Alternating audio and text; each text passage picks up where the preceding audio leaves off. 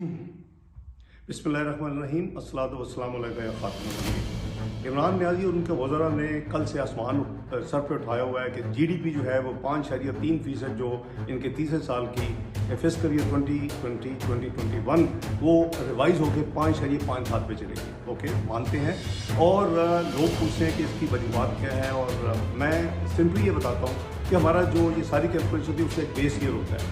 आज तक जो बेस ईयर था, यानी इससे पहले, वो था 2005-2006, जिसको इन्होंने बेस ईयर को चेंज किया, वो 2015-2016 कर दिया, जिसके नतीजे में 5.3 जो है वो 5.5 इनकी तीसरे साल की जो है वो है जीडीपी ग्रोथ।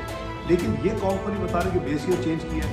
ये कंपनी बता रहे कि हमारा जो दूसरा फिस्कल ईयर था, जो 1952 के बाद यानी 0.39% मंथली ग्रोथ थी 1952 के बाद, वो 1% ऑफ मंथली ग्रोथ पे आ गया।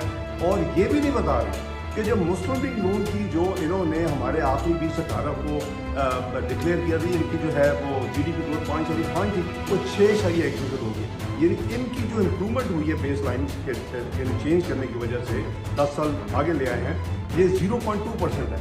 और हमारी जो 2018 की है वो 0.6% उसमें इजाफा हुआ है। इनके अपने नंबर अवेलेबल हैं।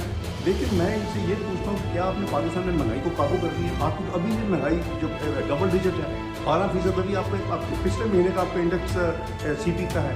आपके क्या आपने रोज़गार मौके मुहैया कर दिए, आपने गुर्बत में कमी कर दी है, आपने पाकिस्तान का जो रुपया उसको स्टेबल कर दिया है। तो ये सारी जो तबाही है वो तो कंटिन्यू कर रही है।